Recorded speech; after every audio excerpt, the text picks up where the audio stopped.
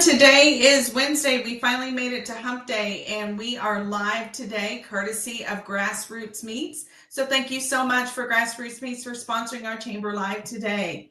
I think today we're going to go a little bit of different route. Instead of me telling you all the fun things that are going on around town, we're going to tell you about some important and still very fun things. So today we have Cindi Galabota here with us, and she will be discussing our upcoming class there at the Archuleta Fairgrounds. Yes?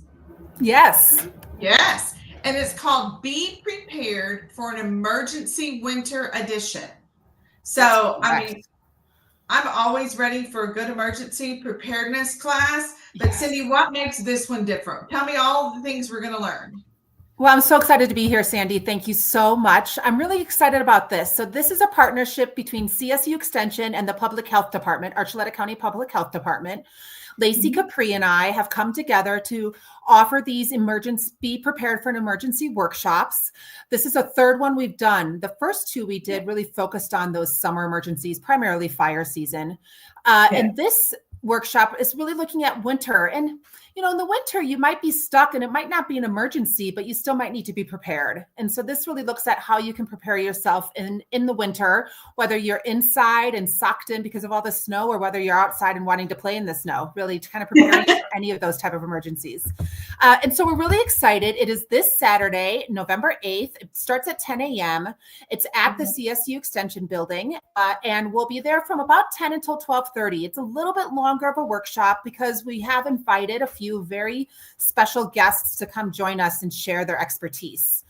So we're going to talk. I know, I'm really excited. So the first part, Pagosa Weather usually joins us. They are out and about playing, so they're not going to be able to join us, but they gave us some slides that we can share a little bit about how you can prepare for winter from their perspective and what the weather is telling us for this winter. We're all crossing our fingers that we're going to get a lot of snow.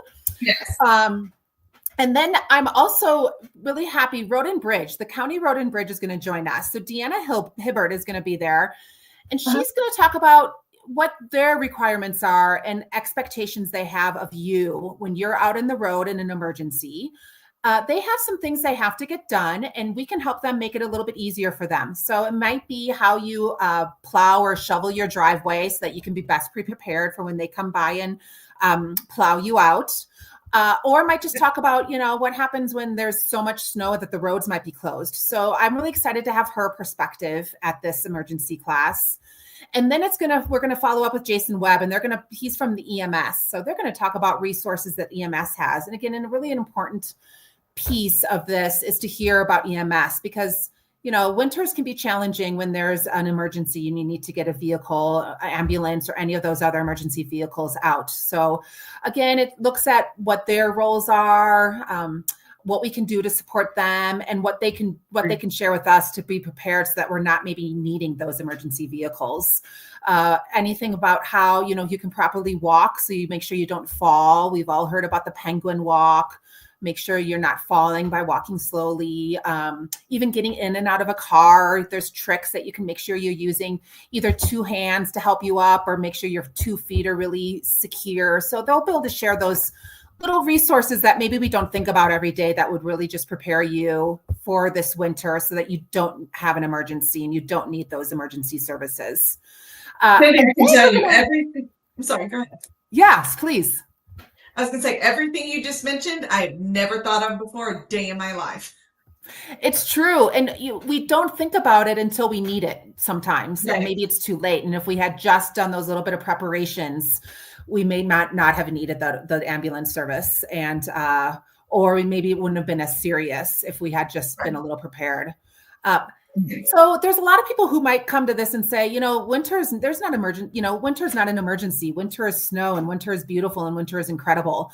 And so we're having the Upper San Juan Search and Rescue join us, and they're going to talk about how you can be safe out in winter. So not necessarily what they'll do for emergencies, though they are a very good source in an emergency, but how you can be best prepared. I recently heard Dustin English talk about avalanches and how you can understand avalanches. And that's a whole science in itself, but he can give a little bit of just some things to think about so that you can be safe when you're out there playing in the snow, whether it's just walking on the in town or going up and playing in the mountains. It's good to just have some awareness of how you can be prepared and maybe what you should bring with you. If you're going out and you're only going out for an hour, but you might get stuck out there, how you can be prepared and what you need to have so that you can live and survive.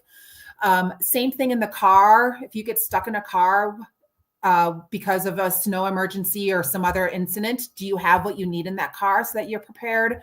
So we really want to just make sure people feel that they are advocating for themselves and are prepared. You know, we have an incredible emergency management department through our county. We saw them shining with our recent emergencies, but they're also a small group. Even when you pull the different resources from the town, the police department and whatnot, there's not a lot of people, and we have a lot of people here. And so we really want to help the individuals be smart and be prepared and be advocate for themselves through this project or through this workshop.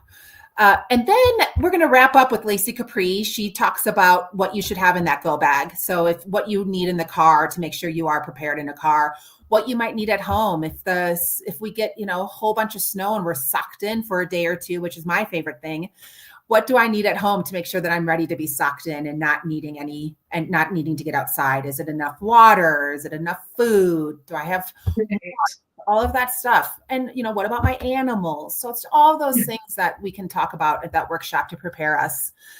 And then finally, the last thing to share is we will be selling a couple of things. This workshop is free. You don't need to sign up. You just come on Saturday at 10, but we do have an opportunity for people to purchase two things. So the first is you can purchase a go bag, and these are these waterproof bags that you can throw in your car. They can be all packed and ready to go. You grab them when you have an emergency, maybe again in the summer when there's a fire and you have to leave, that bag is ready for you and you have those immediate necessities, those immediate resources. And the same thing in the winter, whether you need to leave and you want to make sure your car is prepared, this go bag is waterproof, great for winter. It's even good for if you're in the house and you lose power, you can grab that bag and know that you have some supplies in there that will prepare you for that power outage. And then speaking of, we're also selling, this is really pretty cool. They're each $30. This is a hand crank emergency radio, flash, solar powered, charge your phone with it. You can charge it by solar. You can charge it by plugging it in if you have power, and you can charge it by cranking it with your hand. So great way to get some exercise, great way to keep your kids entertained. They can keep that thing powered. And just great way to have a resource if you're out of power and you don't have a way to charge anything. We have so much sun out here, you can get a little bit of solar power, or again, you can crank it. So both of those things will be for sale for $30 each. You can be prepared for an emergency by buying those things and then coming and just learning about all those resources that we have in our community to support you in those emergencies. Again, it's November 8th, 10 a.m. at the CS Extension. Jam-packed 2.5 hours. I'm not really sure how you're going to get all that in, honestly. We'll see. I do have limits for my presenters, but you know, there's a lot to share and people have really good questions. So sometimes it extends a little bit longer, but we do a pretty good job at keeping us in those constraints so that people are prepared to leave by 12:30. Yeah. Wow. Well, I really appreciate you putting on all these activities. I attended actually one of the fire ones when I first moved here, and I walked out of there with more knowledge than I ever thought I could ever fit in my brain. And it came in handy, unfortunately, a couple of weeks later, but at least I wasn't scared. I was prepared. So exactly. That's exactly right. Giving people the tools so that they feel prepared and not scared, or know what to do when they are scared. They have those tools ready for them. For sure. Yeah. We will have some great resources that people can take that just give them some information that they can take home with them too, to prepare themselves at home. We're really excited. We hope you all come. It's a great way to meet some community members and learn how we can support each other through any emergencies that we have. And I really appreciate coming on here Saturday morning at 10, right? Saturday at 10. That's correct. Yep. And we will have hot drinks available for you. So if you're cold when you get in there, you can have a hot cocoa, hot tea, hot coffee, and be ready for the presentation. Awesome. It sounds like you have everything covered, Cindi. I really appreciate you doing this for our wonderful community. Well, thank you, Sandy. And in advance, I thank all of those experts who are coming to share their morning Yes. with us, to share information with everyone. I could not do it without all those incredible experts in our community. So thank you to all of them as well. Yes, thank you. All right. Well, we appreciate Cindi taking the time to come in here and share that with us. And before Saturday, we have another very eventful event coming up for our local nonprofits. It'll be tomorrow from noon to 1. We have our very own Rachel Rosenthal. She is here with us today. Hi, Rachel. Hi, Sandy. Thank you so much for inviting me to hop on and chat with you today. And in addition to this nonprofit event that we have coming up tomorrow, I actually have some news regarding our efforts to raise funds for the Archuleta flood recovery through our SURF Yes. that I'd like to share. But yeah, first let's talk about tips, tricks, and treats. I don't know why we named it that because it's really hard for me to say. But it looks so fun when you read it. Tips, tricks, and treats. Say it 3 times fast. So this is something the Community Foundation has started just to beef up our presence with our nonprofits in Archuleta County. Mm-hmm. It's a monthly meeting that we hold. Each month it's a different topic that we discuss, and just getting nonprofit staff, board, leadership in a room just to kind of talk about some ideas and check in and see how people are doing. Yes. It's a great way for the Community Foundation to stay connected to the nonprofits that we support in the community. And this week's topic is going to be the Ballantine Family Fund grant application, some best practices. This is a private family fund, but the Community Foundation manages it on the family's behalf. So we take in the applications, process them, bring them to the trustees, who then grant money out to the nonprofits. So it's going to be ran by me. I'm the grants manager for the Community Foundation. So I'm the one that takes it in, reviews the applications. I ask questions of the nonprofits just to make sure everything is buttoned up and that it goes smoothly for the trustees, because they're happier when they can get in quickly and review the applications. And really their goal is to give as much as possible to as many organizations across our region. So it's a pretty hefty meeting, so it takes a lot of prep. So it's good for me to have these opportunities just to kind of talk about best practices, just so that it's smoother and organizations have the opportunity to really get what they're asking for. So we'll we'll talk about some frequently asked questions. I'll review what the executive or the grant summary looks like and what to include, what attachments you need to be sure to have on hand. Just to get it in and help you be successful in your endeavors getting funding. Now, this is tomorrow at 12 o'clock. Is it going to be at TBK Bank? No, it is going to be at Ross Aragon Community Center. I'm really glad you told me that. I could not remember. So yes, the community center is even better. It's in the middle of town. Yeah, it's great. And there's a pretty view out the back window there. So yeah, we will be there from 12 to 1. And we will also be there on, I think it's December 4th. I need to double check, but we're always emailing our nonprofits when we have these meetings. But again, it'll be at Ross Aragon, and the one in December, we'll be talking about financial literacy. So yeah, each month is a different topic.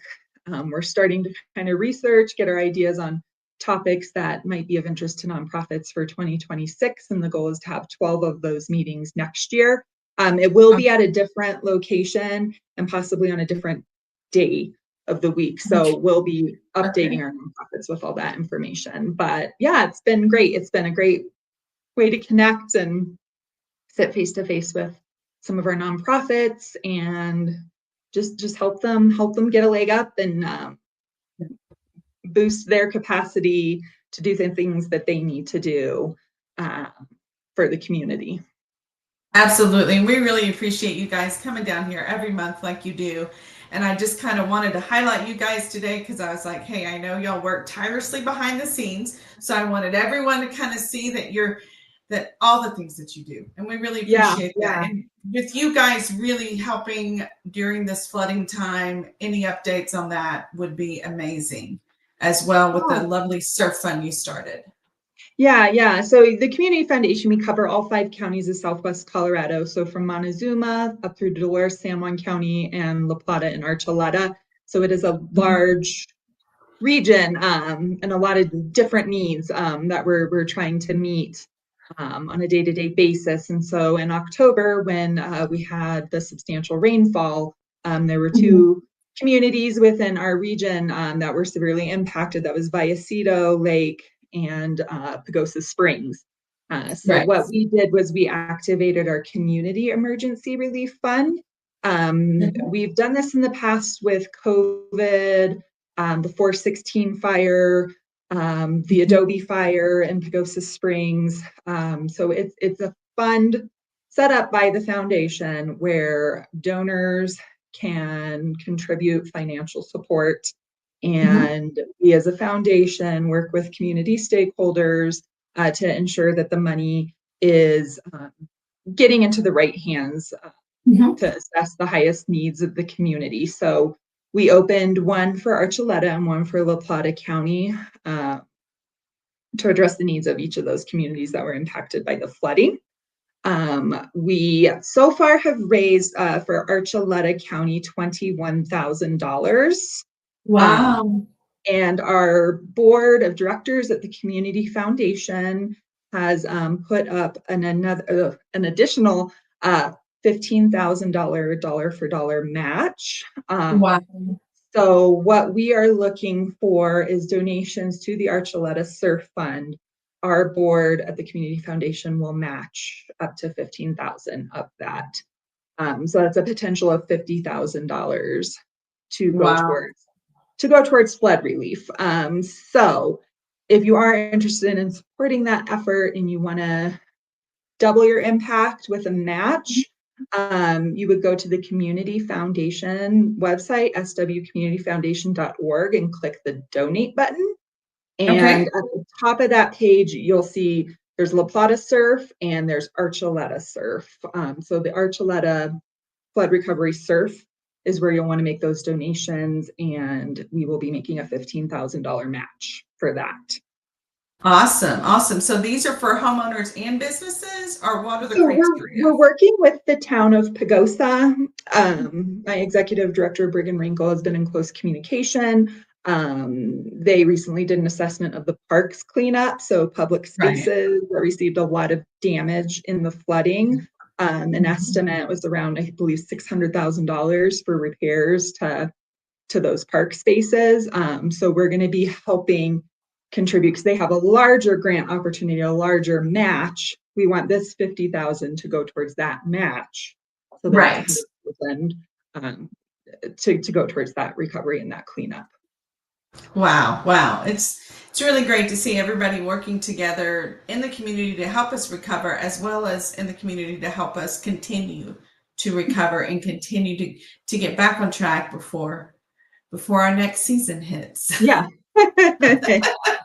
Yeah. And that's what we do. We stay on our toes and try and meet the need as best we can, and work with our community stakeholders just to make sure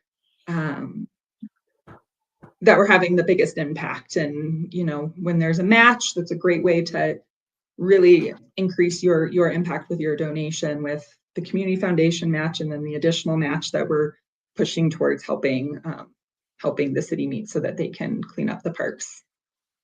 How long will this donation period be open till? Until we it's filled? Don't have a set. I mean, it's developing, and it's evolving.